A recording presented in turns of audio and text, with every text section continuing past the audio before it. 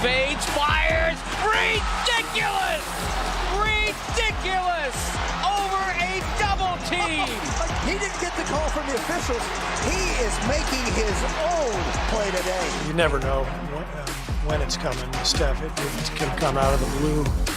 But generally, when he gets angry, he steps it up and turns on the bench. The Warriors taking a 7-game winning streak to meet a Phoenix team that it came back from the East Coast with a 16-game winning streak. Incredible. Do you know you play Phoenix twice the next 2 times? So I hear. We're going to have a lot of fun with that one. 23 straight wins between the Suns and the Warriors. The team with the best record in the NBA, the Golden State Warriors team with the second best record in the Phoenix Suns with 16 straight wins. Here's the other stat. Golden State Warriors are going to become they are just the second team in NBA history in their first 20 games to not lose a game by 4 or more points. The only other team to do that is Golden State Warriors in 2015, 2016. So what we are seeing in Tuesday night's game on TNT, Smitty, 2 teams who are playing their best basketball at the very start of the season.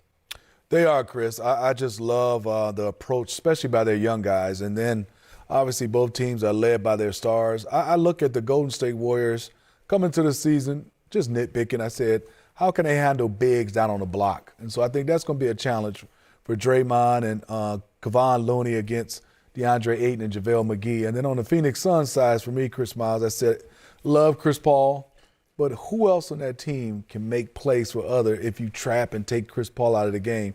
Those are just nitpick things I'm talking about. And then I just want to see both these teams. They got a lot of guys that can just flat out shoot the basketball. And I love Mikal Bridges, how he's playing. And I think the Phoenix Suns has got a little bit deeper as far as Cameron Johnson being able to play, Cameron Payne comfortable, JaVale McGee. And then, you know, Jay Crowder's toughness. Yeah, It's going to be a good one. But I think JaVale McGee has really got me excited about the Phoenix Suns going forward. Now, here's the thing about the Warriors, because we see the record and we think, okay, yeah, they're playing great. But Steph averaging a new career high in 3-pointers made per game. They are first in assists, first in field goal percentage, first in fast break points, and second in the NBA in scoring.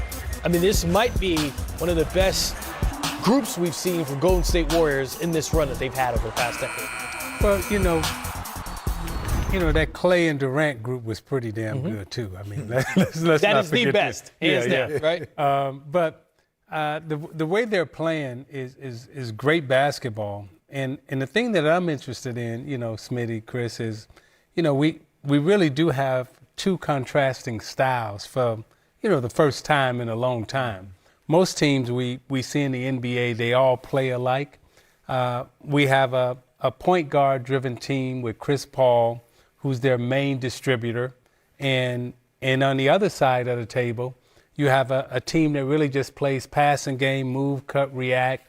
And then you have Phoenix that, you know, with Devin Booker, like, you know, similar to DeRozan, you know, the mid-range killer, right? So they're not necessarily playing, you know, analytic basketball, neither one of these teams, even though analytics will count what it is that they're doing.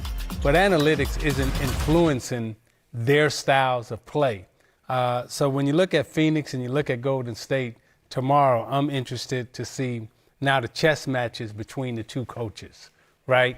You got Monty on the bench, you got Kerr on the bench. How they're going to adjust to see which team can enforce their will, their style of play on the others. And this is an old-fashioned good basketball game we're getting ready to watch. When they plan the schedule before 2022 begins. How about that? Suns and Warriors Tuesday night on TNT. How great is this going to be? Steph and company versus Chris Paul and Devin Booker, who just simply won't lose. Beat up on the Nets the other night. This is going to be a fun one here, Smitty. Again, we're going to see these teams not only on Tuesday, we're going to see them again on Friday, and then we're going to see them on Christmas. And we'll get to why Christmas could be different for this matchup in a moment. But just what do you look forward to this week with these 2 meetings? Well, let's nitpick. The first thing I would go to Golden State Warriors before the season, I said I'm a little concerned about their lack of size in the paint. Now you take the Warriors going up against JaVale McGee and DeAndre Ayton. I would love to see how Looney, Draymond Green, and those guys handle that. Second for me, for the Phoenix Suns, I go, is there another playmaker? And it doesn't have to be a point guard that can make plays off the dribble for somebody else. We know Devin Booker can do it, but, the Warriors have a lot of players that can do that. So those are two concerns. They're very minimal for these teams, but I do want to see how the Warriors handle the size of the Phoenix Suns. We're talking about the Warriors and how well they played today and really all season. They're not even the hottest team in the NBA. Right. It's the Phoenix Suns. And not only that, the Suns are 7-1 against winning teams. So it's not like they're beating on a bunch of pushovers, and they've got good play all around from the bench. Obviously, Chris Paul's come back, been very well. Devin Booker, I mean, what are you going to say? We also talked about the Warriors' defense. How are they going to match up against this Suns team? This Suns team's got some serious firepower. They can play well in the half court, but Chris Paul said it with his teammates. They can play well in the up-tempo game. You've got Ayton there, Smitty, as you said. How the Warriors going to match up inside with him. He's playing for money now. Never underestimate a player who's playing for money. So all of a sudden, this is a great matchup. You've got two of them, two teams, 2 games this week. And that game on Christmas Day, as you said, could have a twist. You're playing for money tonight, aren't you? Well, what do you mean tonight? For tonight? Well, because you're getting paid to be here, right? Oh, okay. No, I'm not playing. I'm just here with you guys. Right. We do it for the love. The Suns should mention, the Warriors beat the Clippers today. Both teams 1-2 in defense. The Suns are 3rd in defense. So if you like old school basketball, teams that are committed to play on both ends of the court. Yeah, we like that. I mean, was that an entertaining game we got a chance to watch, even though the low scoring? Yeah. I mean, well, sloppy from the Clipper standpoint. I'm sure Ty Lue, Brian Shaw and company would be really upset about how poorly they took care of the basketball, but a lot had to do with the Warriors' defense. It is. I mean, and that's the one thing. I mean, the Clippers, I still give T. Lue and Brian Shaw and those guys, that coaching staff, they are squeezing everything they can out of this Clippers team. I mean, Serge Ibaka's back, but he's been missing so long. Yeah. Zoo has done a nice job, but they need Serge back because they don't have a lot of size in the front court. Yeah, Serge just 1 of 4. Had some open threes, didn't make them today in clutch moments. So the twist on Christmas Day, there are all these reports, nothing confirmed yet. The speculation is that Klay Thompson is going to return from his 2-year absence sometime leading up to Christmas. Well, the Warriors announcing today that Klay, along with James Wiseman, going to the G League, and they're going to get some run there. What's your take on? Now, we don't know if they're necessarily like Serge Ibaka got sent down to the G League and played in the G League. This is more probably to practice. But here's Klay the other night. After the Warriors beat the Blazers, Klay was back out on the bench with a towel wrapped around his head, and I don't know, was he doing yoga? Was he meditating? I just look at Klay Thompson, and Jared, you know this. He's extremely passionate. When he does interviews like the other day, it is passionate. He's upset. He didn't make the top 75. Yep. He's upset, that everybody's questioning him coming back. And when he said, and it's not really bragging, he said, you know how good this team is defensively?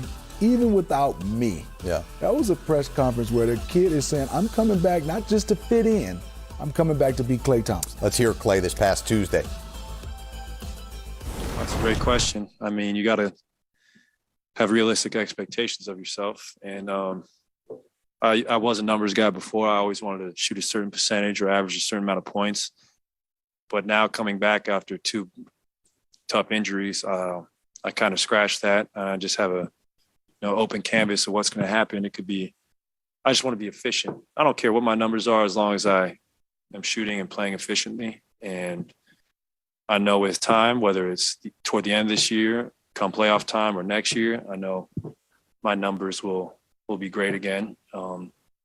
Just 2 years of not playing in an NBA game, you got to taper down the big expectations of scoring 37 in a quarter or 14 threes in a game. I plan on doing that again, but who knows when? It's tough to say. Do you feel like this team has the ingredients to win a title this year? Oh, yeah. 15-2. That's a great indicator of, and our defense, I think, is top 3 in the league, as well as our offense. And I'm not even out there yet. Think about that. Really think about that. I'm more motivated than ever as well. And I want a championship so bad, more than anything. Think about it, John. I've thought about it. They're now 18-2, and we're leading up to some sort of return. When, it could be any day. It could be the week before Christmas. It could be Christmas. It could be shortly thereafter.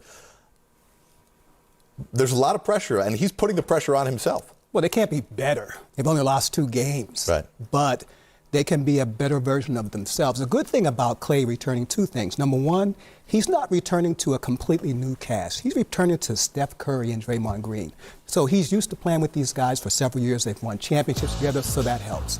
The other thing is when you return from those 2 serious injuries, the toughest thing is to get back defensively. Steve, you know that as an athlete, your lateral movement, your quickness, and Clay obviously is used to playing the best guard on the other team. Well, the good news about that is he's coming to the top-rated defensive team. Yep. So they don't really need him as much because they have so much rotational help. Jordan Poole, Steph Curry's playing better. Draymond Green is a candidate for Defensive Player of the Year. So now Clay can come in, be himself, take his time. Basically, he's going to have his minutes restrictions, and he can play his way up to the Clay level that he's used to. All right, Smitty, they're 18-2. The Warriors have the best defense, as you mentioned, the second best offense. Sean said they can't be better. Can they be better? They can. I mean, the reason why is, to everything Sean said, he does not have to guard the best player. Andre Wiggins can do that on the wing. He doesn't have to be the second, I would say, splash brother. As of right now, Jordan Poole, I'm not calling him a splash brother, but he's carrying that role a little bit. Sure. So sometimes there's a lot of pressure. You said it best, Jared. He put it on himself, but he still can ease into everything because they're doing everything well. I mean, Jordan Poole can still start if you need it so, and you can bring Clay off the bench. Ooh. Or you could switch that around, and Jordan Poole could come off the bench. So everything that they got from from Clay before, they don't really need it. He doesn't have to be their best wing defender. Right. Well, listen, Wiggins can. I know the easy answer to this question is no, because we know how good the Warriors' infrastructure is. But is there any chance that there's some jealousy or some players being envious? Jordan Poole played 31 minutes tonight in a game they won by 15. Klay Thompson coming back, he's not getting 30 minutes a night. Otto Porter is not playing 27 minutes. Multiple people probably have to lose minutes here for Klay's minutes. Is that going to cause any? I'm not trying to bring up any drama, but this is natural human stuff. No, that's a great point, but I think there is such respect for Clay among Jordan Poole. They know what he did for this franchise. They know what he's doing in practice when they see him shoot. And Steve Kerr has just hinted that, hey, you know what? He looks like Clay. So I think they'll respect him if he gets back to that level. Again, he's coming in, he's getting 15, 20 minutes. He's not really taking over roles, but we'll see as the season goes on. Man, if they don't sit down and be quiet, Klay Thompson's coming back. Otto Porter, bye. Jordan Poole, bye. There you go. Bye. What are we talking? Klay Thompson, is this the guy that we said almost top 75? 77. Remember, he's got the